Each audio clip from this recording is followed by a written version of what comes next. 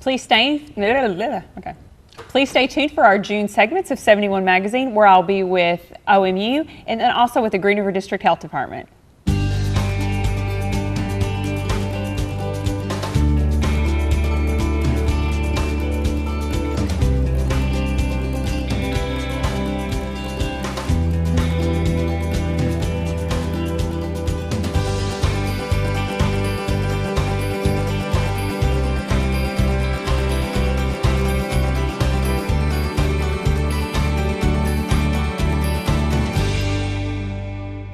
Welcome to this segment of 71 Magazine. I'm your host, Jamie Rafferty. We'd like to thank OMU for serving as the underwriter of our segment today. And with us from OMU are Sonya Dixon and Mark Miller. Hello, guys. Hello. Welcome. Hello. Thanks for having us. You know, Sonya, I love it when Mark comes in.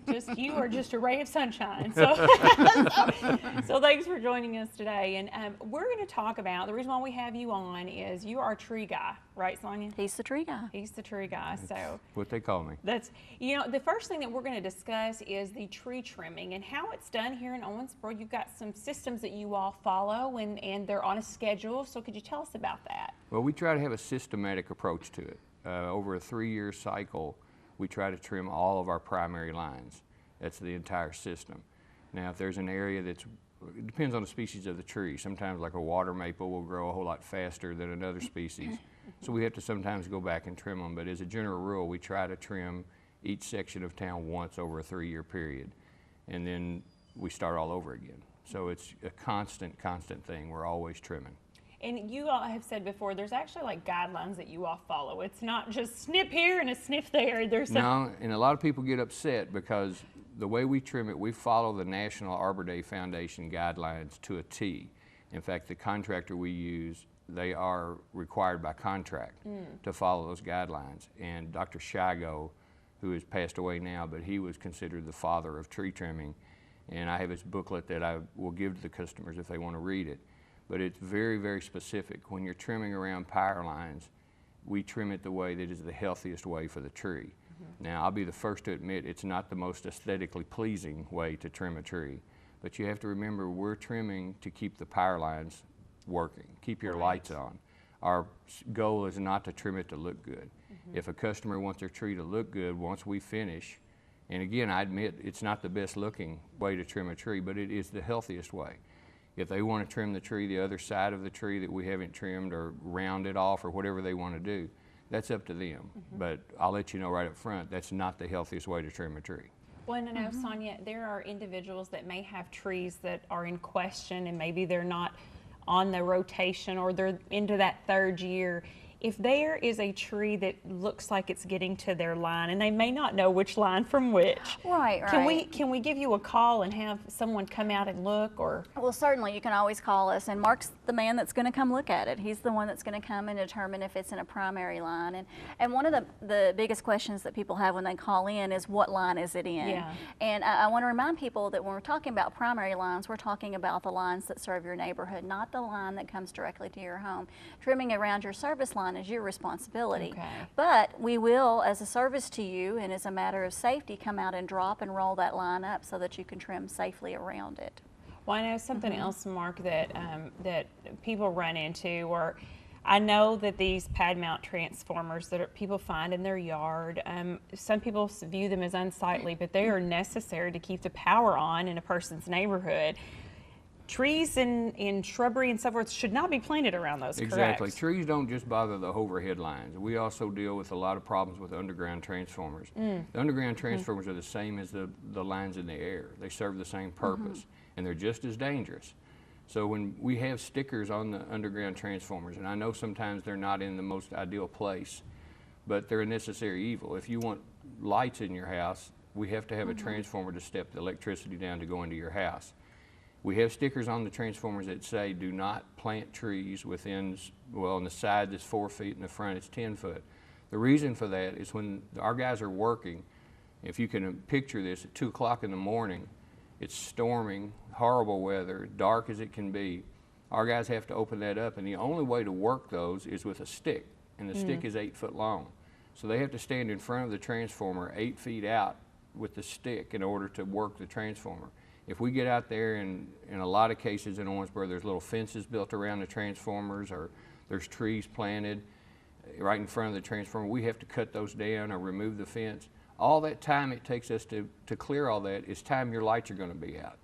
And we're doing our best to get the lights back on as quickly as possible. But those are just things that bother, keep us from getting your lights on. So that's why we try to emphasize how important it is to keep those transformers open so we can get access to them. And I know if something was planted in front of it, it's not going to look the same, I'm sure, when the homeowner comes out, if they've tried to camouflage it, because your guys have got to get to it to get the power back on. We're going to cut them down. I mean, it's safety. It's simple. We have to get them down. And people think on the sides it doesn't matter because the front of the transformer opens. Well, keep in mind the roots of that tree or shrub are going to go down in the ground, and when that root system establishes itself, those roots can wrap around our primary lines. And technically, if something happens to those lines, those bushes can become energized. Right. So it's a very dangerous situation, and there's no time that OMU wants anyone taking a chance. And Sonya said about the service lines, keep in mind on your service going to your house, if there's a tree that causes your service to be in imminent danger of coming down, we'll be happy to come out and do something and keep your lines clear. And just general maintenance trimming, we leave that up to the customer. Right. Well, I know, Sonya, Thank you for clarifying that, Mark. With one of the things that Mark made it known there are these underground lines, and so people see the 811 on the side of the trucks and so forth.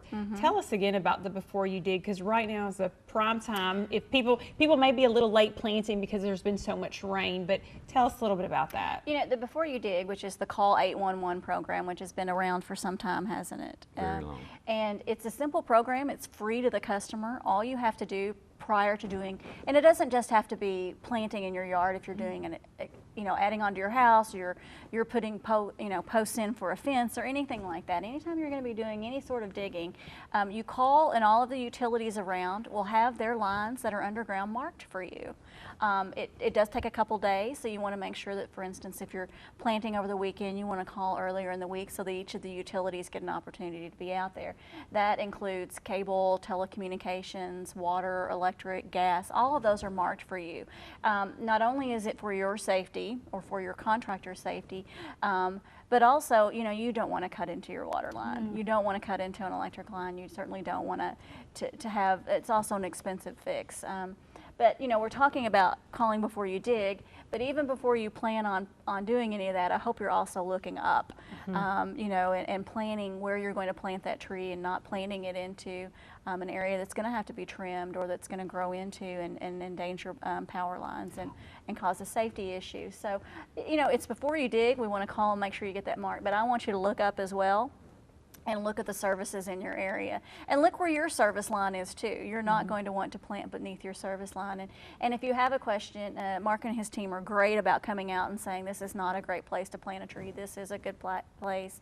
Can talk to you about how tall trees get, what might be the appropriate tree to place there, and all sorts of that. Some great advice and some great expertise at your fingertips. And 811 is a state law. Yes. Yeah. Well, and I will say, we had an experience several years ago, and OMU was wonderful. We had someone come out. We were told, we were given a voucher at that time for a tree. I know that was years ago. But when we went to the nursery, the person at the nursery said, oh yes, I'm so glad you're replacing a tree with a tree, but you're going to want to replace with one that only grows a certain height and so forth. And it was things that we hadn't even thought of had it not interfered with our line previously. Most of the nurseries are very well aware of our programs, and that's a past program we used to have, but they all understand. And if you just explain to them, I'm planning in the utility easement, or I'm going to be so close to the utility easement, they're very good about helping you. Or call me, I'll be happy to talk to you about anything. I know you said looking up. I mean, I think we don't do that. We look down, we're planting, we don't think to look up to where it can grow. Right, I want to make it very, very clear, and I know Mark and I feel the same way. We love that we have such a beautiful and lush urban forest here in Owensboro. And I know a lot of us were very crushed when we lost a lot of those trees during the ice storm. But we don't think they're bad trees, they're just in a bad spot. Right. So if you can look forward and not put something that's going to cause you a problem in a couple years. Sure. You know, we trim and we remove trees for two very simple reasons. We want to provide you reliable service, and also we want you to be safe as well as our employees that are out there working. And I can't think of any better reason or any more of a reason for Mark to do the work that he does for those reasons. It's important to us that we deliver that electricity to you very reliably and very safely. And then we also want to protect our customers and our employees. So Mark, if anyone has a question, if they've got something in their yard that needs to be looked at, or maybe they've moved in and there's this pad mount transformer and they're thinking about putting something around it, they need to call you guys or need to go on the website and check this out, correct? Exactly. There's a lot of information on our website, which Sonya takes care of. If they have individual questions that they may not see on the website, they're welcome to call me anytime. I'll be happy to talk to them. If it involves engineering, I'll be happy to direct them to engineering. We try everything we can. A lot of people call me all the time and want me to come out and tell them what lines. A lot of times trees are growing into phone lines. It's not electric lines. I would 10 times rather, I'd come out there 100 times rather than take one time with them to get into a power line. So it's not a trouble. That's what I'm here for. Wonderful. And Sonya, can you give us your phone number and that website again? Sure. You can always visit omu.org, but if you don't have that information, if the information's not there, or you have some questions specific to your home or business, certainly call us at 270-926-3200. I want to remind everyone that we're always putting information like this out, and we do a lot of that on Facebook and Twitter, and then we also provide some really helpful information through our texting option, which you can also find at our website. I want to commend Mark and all of the trimmers, because they worked very hard on it. It's not an easy thing. Trees are very near and dear to our hearts. Lots of times we've planted them for very special reasons, and we've selected them, and they work so well with the customers, and take the time to go over that. And I don't know, you're not going to get that service from a utility that's not local. It's certainly the epitome of local people, local service. And you know, we know your neighborhoods. We're willing to come out. We've talked a lot about when there are down limbs, not trying to discern what power line, if it's a power line or a cable line or a phone line or something like that, that we want to come out and do that for you. And I can't stress enough that that's local people, local service, and it's a simple local call. Well, guys, thank you so much for coming out today. And I know that I hope your phone's not ringing off the hook, but like you said, you'd rather it be ringing to get an answer than to do something someone shouldn't. So thanks so much for joining us. Thank you. Thank you. And stay tuned. I'm coming back with the Green River District Health Department.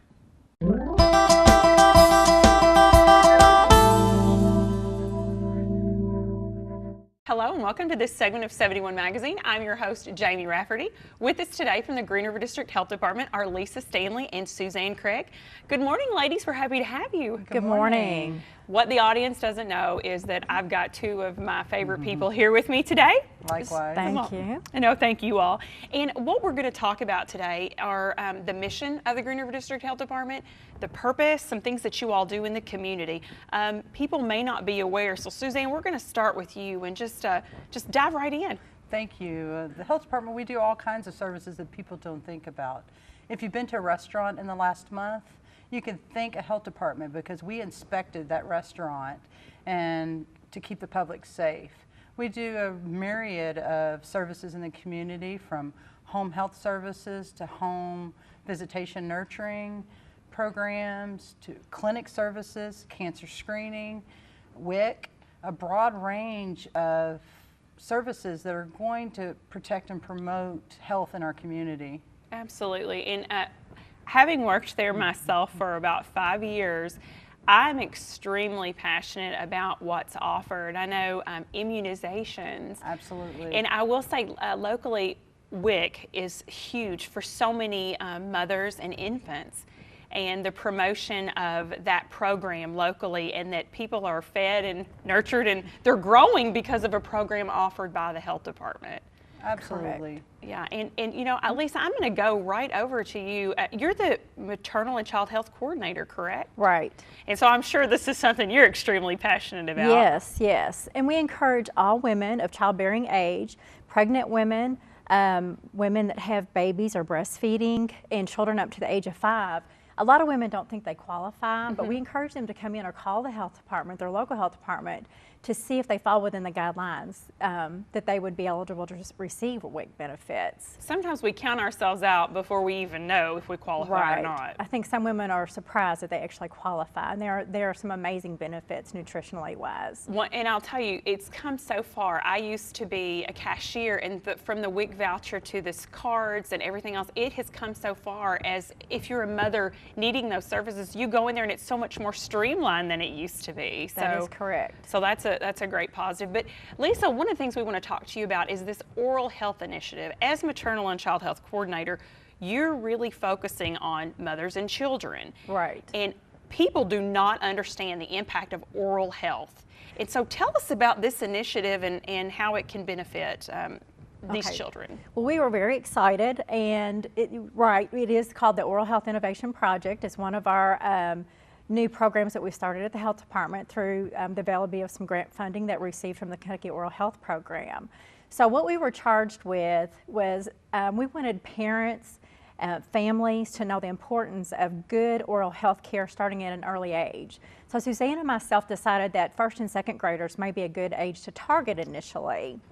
So what we wanted to do, we just didn't want to hand a child a toothbrush. We definitely wanted to incorporate the educational component. So we decided that one of the main causes of tooth decay is sugar. Yeah. So in fact, in our research, we found some facts out from the Kentucky Children's Oral Health Foundation that over 51 million school hours are lost each year due to dental pain. So this was extremely surprising to us. Also, tooth decay is the #1 most common chronic illness. It tops childhood obesity, asthma, and diabetes. So we were just shocked by these findings. So that's another reason we decided to focus on the younger children, to catch them early. So hopefully it will develop a lifetime of good oral health habits. And not just oral health. If you look at that sugar intake, you're also looking at other chronic diseases that could come. That is absolutely correct. So in part of our mission and education component, is part of our lesson plan that we're doing. And let me say right off the bat, we've had some excellent partnerships with the local school systems, with our family youth and resource centers, and actually with the Henderson Community College also, and some of our community college families helping us get this important message across. But we incorporated a sugar component by actually teaching the children. We took some common products that children take into their diet every day, showed them how to calculate the sugar content, how to read labels. So for example, 4 grams of sugar equals 1 teaspoon of sugar. So we were amazed. Wow. So an average size juice box, a 6-ounce juice box, has 4 teaspoons of sugar. Oh, good. Right. And wow. we would never tell our children, Johnny, go get a spoon and eat sugar. Yeah, eat 4 teaspoons of sugar. So we do it accidentally. Right? Yes, and that's true. And so many kids that we kind of just took a random poll, asked how many of you ingest like a soda pop each day? Every hand in the room went up. Yeah. Well, a 12-ounce soda pop has 11.5 teaspoons of sugar in it. Oh, wow. So part of our lesson, we teach kids, we show them a video that just talks about the detrimental effects of sugar can have on their teeth. We also, in addition to the educational component, each child that we come in contact with gets a dental kit. And in that kit is a toothbrush, fluoride toothpaste, and floss. Also an educational sheet for parents for the child to take home and hopefully have a message about good oral health. But the most important thing, or the most thing we're excited with in this kit, and the kids absolutely love these, is a 2-minute brushing timer. Oh, yeah, and it can be a competition too. If you've got a sibling, you want to... Exactly. Yeah. So we encourage the kids to take those into the bathroom with them and to brush for 2 minutes, and they absolutely love that part. We also provide them a brushing chart that they can hang on their bathroom mirror to brush morning and night after sugary snacks. We also encourage them to visit their dentist at least twice a year. And, you know, I think that just with anything, repetition is good. So if they start hearing it early and hearing it often, that becomes a part of their lifestyle. Right. So hopefully they're taking that message home, not only improving their oral daily health habits, but also maybe hopefully making a change in their diet. Absolutely. And also that Kentucky ranks in the top 5 states with the citizens with the most missing teeth. So we're really trying to prevent that kind of outcome. Sure. And start with the children. We want to be top 5 in something else, That's not right. in toothlessness Correct. or tooth loss. You know, I can see that timer being used for other things for parents, shower times, those types of Right. things. So that Telephone time. And that's right. That actually comes in handy. Right. But you know, so many of the, you know, you mentioned a while ago about qualification of services for WIC even. Right. You know, you all have a program also through the health department that people may need to utilize due to lack of other resources medically. Can you tell us a little bit about your program there, Suzanne? Sure, that I'm representing Community Access Project today, and that I'm very passionate about this project because it really makes a meaningful difference in the community with helping people gain access to prescription assistance and other donated care. For example, over the last 10 years, we've been able to coordinate more than $40 million worth of donated care. So this is not a light No. kind of situation. We take this responsibility very serious. And we can't do it without the support of the medical community, Davis County Fiscal Court, the boards of health, the Davis County Boards of Health, and many others who believe in what we're doing and see the return on investment and see the good that it's doing to the community. So what this looks like on an everyday situation is that hardworking people, for no fault of their own, sometimes their insurance won't pay for their medicine, or it's not covered under their policy, or they don't have insurance. And so you end up with a very chronic condition like diabetes, MS, cancer, and a whole wide range of disease or conditions that you need medicine for. And so many people sometimes say, well, I didn't really think that there was help for me. And so there are more than 5,000 medicines that people can get for free and they don't know it, and that have all kinds of different income requirements. And so You all do that hard work in finding out what those are. Did Exactly. you say you work with the pharmaceutical companies? we do. And so we, those 5,000 different programs through pharmaceutical companies, we research and find out what medicines that our clients can get for free. And we work with their physician or the nurse practitioner, whoever their medical provider is, and we fill out that paperwork and work with that provider so that that patient can get access to their medicine. And often when they're approved, they gain access for up to a year worth of medicine. I know with a moment ago, Lisa referenced with WIC, making sure that someone calls in. Is that what you encourage, or do local physicians know about the CAP program in order to send them, or does someone just need to call if they're watching today and they have a situation like you described? Sure, they could absolutely call, or they could walk in, and we'll do our best to try to set them up with an appointment. But the number they would call would be the 270-852-2904.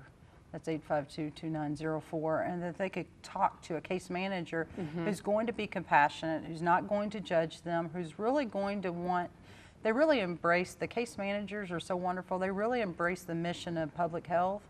And so they often we have a philosophy that we leave everyone that comes in contact with us better than the way they came. You found them, yeah. Yeah, and so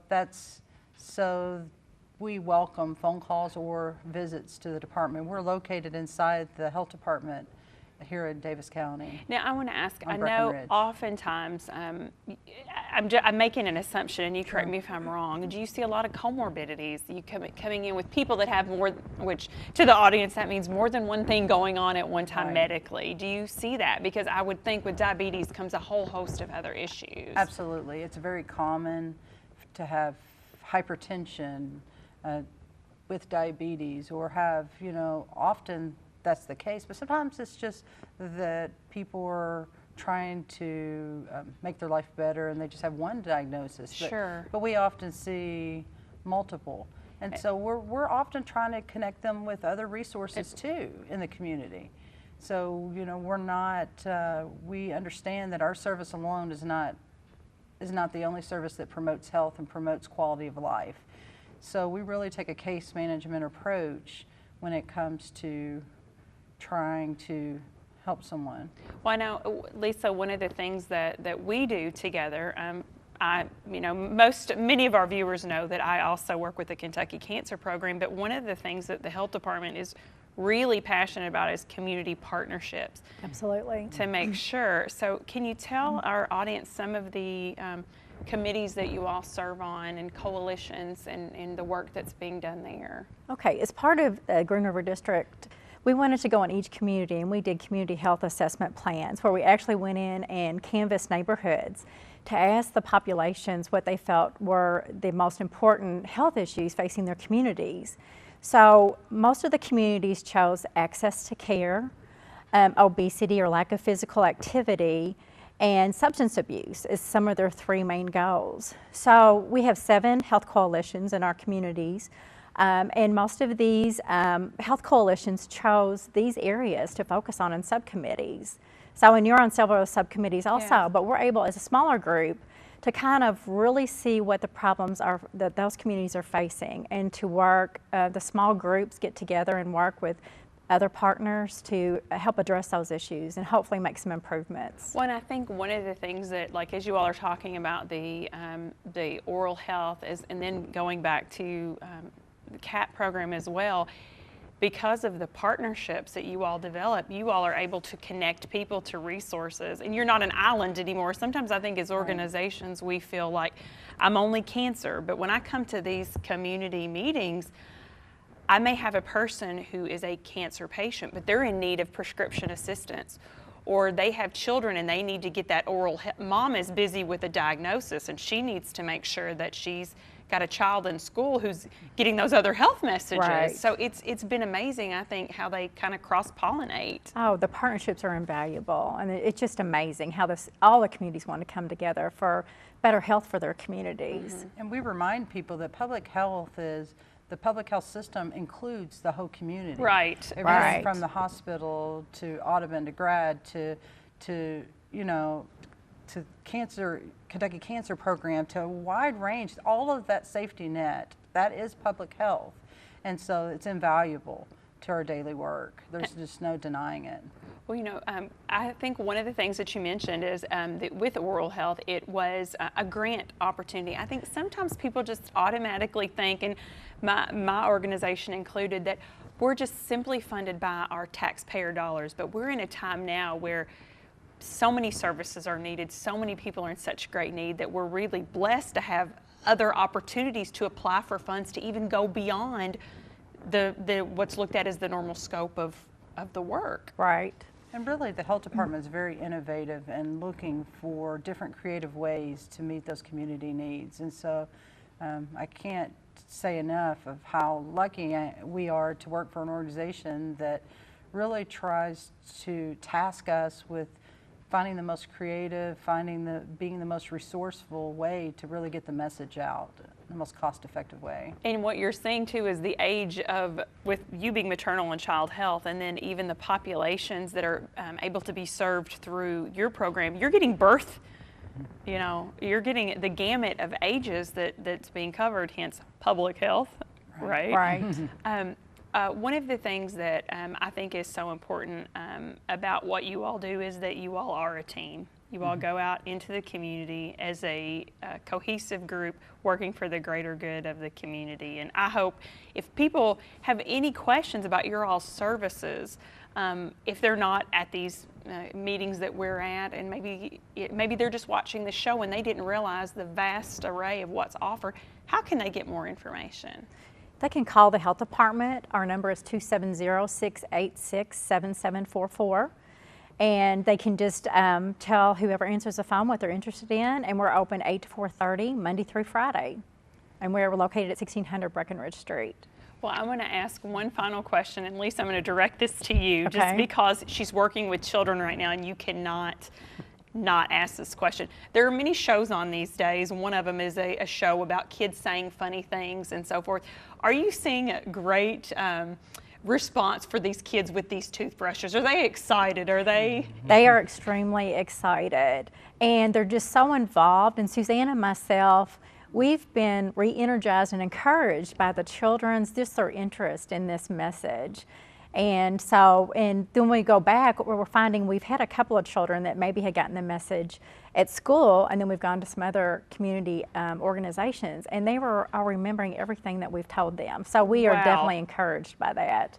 I know, it keeps you going, doesn't it? It absolutely So does. we often do a two dance with them, and it's A tooth Suzanne dance. is wonderful at the two A dance. tooth dance. a two dance. So A it's two like dance, yeah, you brush twice a day for at least 2 minutes, and you go to the dentist at least Two times a year. And so we'll put 2 in the air and we'll wiggle around, and it's pretty unsightly, but it's Oh, this needs to go on YouTube, I'm just saying. but it really helps them remember that, and it's really cute to be able to interact with the children that way. Well, it sounds like I am missing the boat, and I need to come to one of these because I would be a two dancer. I'm positive of that. You would be great at it. I'd love Yes. it. Well, ladies, thank you so much for taking time out of your busy schedules and sharing all these wonderful programs that the Green River District Health Department offers. Thank you for very having much. us. And we'd like to thank you for watching our segment today. Please stay tuned for more great community programming here on OCTV Channel 71.